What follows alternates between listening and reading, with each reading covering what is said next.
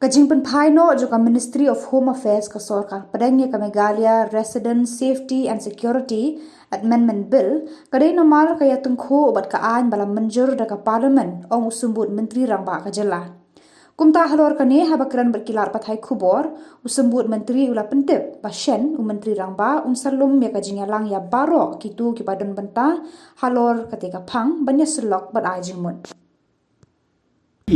Kalau ni nama ka ILP issue is different issue.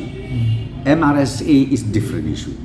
Teka ILP nama ngingi insist hadu mentah bangin day ban yo ILP. But ka ILP ka dek settle act. Dek settle act kamu hakapor ba ki pas. Ya ka act. Kandon lepa kajing penbaik. Haba ong ka act kamu kandon lepa kaban ong ba phiap le kumta. Kamtam hakam Meghalaya namar kadeka ka transit state, you have to do this, you have to do this, you have to do this.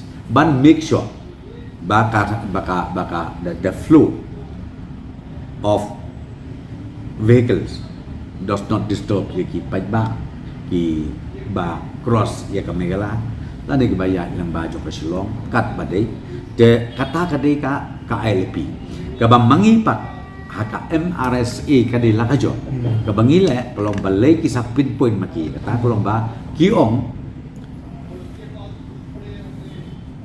kayak tengko kani ki isu ke tengko namar ba unu citizen jongkari India ulong free banyat kamtam haka jaka kabak kejela kahap ban connect let's say ki sautuli santeli ki jela te kanum don kanu ka an kepada kabala ban khang bakin dia nakawe ke jela sako ke jela ban puai sala ka jong ke jaka lan sekala ka jongka jela te kata de narada mo pi kalong it's different issue altogether namar haka ILP ladki ai kamot kadon ka provision ka ban penting na ba let's say banum don kajing pensaja la kajing pensitong la kajing kaban warak penban kajing yakin nong yen haden baki rung siapa jelah